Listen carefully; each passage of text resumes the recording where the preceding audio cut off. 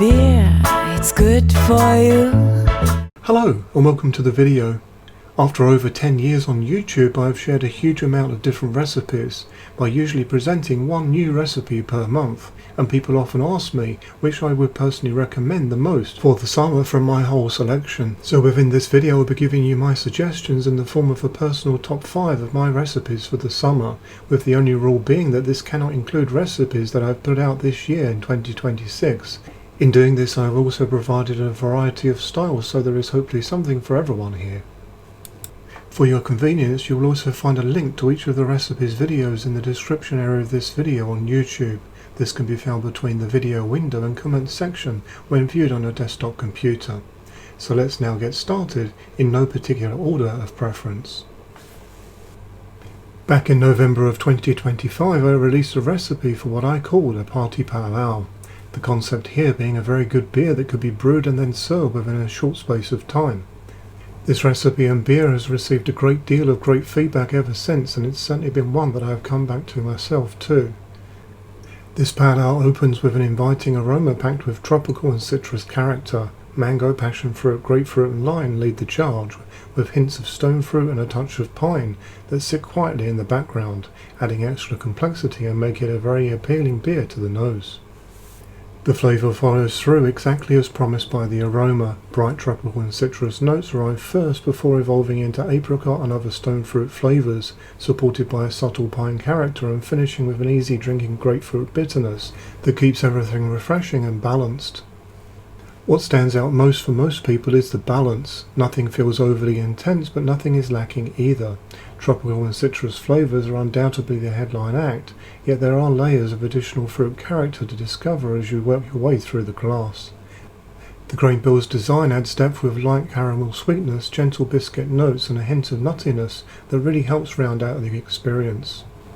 Overall, this is a highly approachable and crowd-pleasing pale ale. Its combination of bright fruit flavours, balanced bitterness and easy drinking nature make it an excellent party beer that is likely to disappear quickly when shared among friends. I designed this recipe with short notice parties in mind, but also so that it was a safe choice for mass appeal. The final recipe certainly worked better than I had hoped for, and this has made it a very popular choice. In August of 2025 I released my clone of this truly awesome Japanese lager, which received a great deal of approval for how good it tastes, and some even feeling that it improved on the original.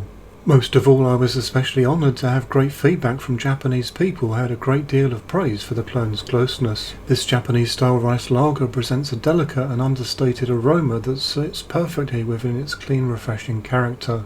Light grain notes from the foundation accompanied with a touch of sweetness and subtle floral and herbal nuances. The aroma remains exceptionally restrained and crisp, with no noticeable yeast esters to distract from its elegant simplicity. The flavour is equally clean and precise. A crisp malt character arrives on entry, supported by a faint sweetness throughout the middle of the palate. Gentle herbal notes linger quietly in the background before giving way to a refreshingly dry finish that leaves virtually no aftertaste. Every element feels purposeful, creating a beer that is remarkably easy to drink. A key part of this beer's appeal comes from the use of rice, which lightens the body and softens the malt profile compared to a traditional lager. The result is a delicate and highly refined drinking experience where subtlety is the strength. Rather than relying on bold flavours, it focuses on balance, crispness and drinkability, proving hands down that sometimes really less is more, which I believe is the secret to a truly great lager. Overall, this is a super clean and refreshing lager built for maximum drinkability, with minimal sweetness, no lingering bitterness and a neutral food-friendly profile. It's the kind of beer that excels alongside a meal or served ice cold on a warm day. Back in May of 2024 I released the orange fruit hoppy wheat beer, which was certainly popular with viewers at the time and continues to be so these days too. This recipe uses orange fruit and hops to provide a very bright summer drinking experience, which I really love personally, which is nicely supported by its wheat background. It's a shame but understandable, but wheat beers for many commercial breweries are something they avoid due to the wheat's volatile nature in terms of keeping its fresh taste for prolonged periods and its lack of predictability as the mainstay of breeding programs are for the cereal market rather than for brewing. However, wheat-based beers are very viable for homebrewers and offer a great deal to background flavour when used within a mixed style like this one. This hybrid fruit hoppy wheat beer immediately grabs your attention with a vibrant burst of citrus orange on the nose. Alongside the dominant orange character are notes of lemon and an assortment of tropical fruit, creating an inviting aroma that promises plenty of flavour to come. The palate delivers exactly that. Smooth, juicy and exceptionally easy drinking, this beer opens with a generous helping of fresh orange before revealing layers of fruit throughout the middle. This is prominently lemon, grapefruit, apricot and pineapple, although there is a broader spectrum of fruit character waiting to be discovered with each sip. What makes this beer particularly interesting to my mind is its hybrid nature. It combines the soft bready backbone of a fruit wheat beer with a juicy hop character typically associated with modern IPAs. Whirlpool and dry hole hops amplify the fruit flavours without overwhelming the base beer, creating a balance between the two styles.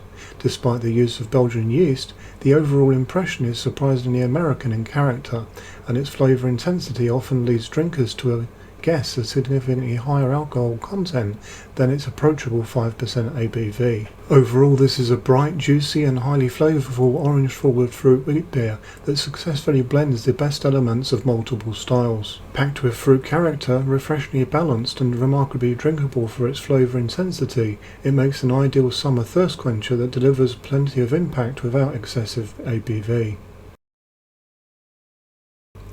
Released in July of 2022, this Mango and Lemon New England IPA received a great deal of interest and approval from the community for being a real thirst quencher. The idea at the time was to bring the New England IPA style forward because even some years ago some were starting to crave for some variation to this very popular beer style. I personally really love this one and have brewed it many times since its release. My recipe calls for the use of mangrove fruit and lemon zest along with a hop schedule that complements it very well, bringing some very nice variety along with it. This New England IPA opens with an inviting aroma of fresh lemon and tropical fruit supported by a bright citrus edge that immediately signals a refreshing and fruit-forward drinking experience. The nose is vibrant and expressive, bringing zesty citrus character with layers of juicy tropical notes. The flavour is smooth and approachable from the very first sip. Tropical fruit flavours arrive early, led by a pronounced mango character that takes centre stage on entry. As the beer develops across the palate, additional fruit flavours emerge in the background, adding depth and complexity beyond the obvious headline flavours. The finish transitions into a fresh lemon and citrus character, delivering a crisp, refreshing bite that cleanses the palate and encourages another sip. Overall, this is a modern fruit-forward New England IPA that successfully highlights both mango and lemon while maintaining a broad spectrum of tropical fruit and citrus flavour. Refreshing, flavourful and surprisingly complex, it offers enough depth to remain interesting throughout the glass while retaining the easy drinking character that makes the style so appealing in the beginning. Back in November of 2022 I released what I believe is one of my best Verdant yeast recipes, the Verdant Tropical Paradise IPA. What I believe makes this hop and yeast combination work so well is that each component brings something different to the glass. This beer opens with an expressive and inviting aroma packed with bright citrus and tropical fruit character. Layers of pineapple and other tropical fruits mingle with the distinctive apricot character produced by Verdant IPA yeast. The flavour is crisp and approachable, and pine notes carry through the aroma, weaving their way into a broad spectrum of fruit flavour that unfolds across the palate. Tropical fruit, including pineapple, combined with stone fruit and sweeter green fruits, such as jackfruit, lychee and lemon. At the heart of it are vibrant citrus, orange and apricot flavours that provide structure and cohesion, allowing the different fruit characteristics to emerge in waves as you work your way through the glass. The finish delivers a satisfying bitterness with a gentle citrus edge, which remains refreshing without straying into sour territory. Overall, this is a vibrant and highly varied IPA that combines layers of juicy fruit with an appealing resinous pine character.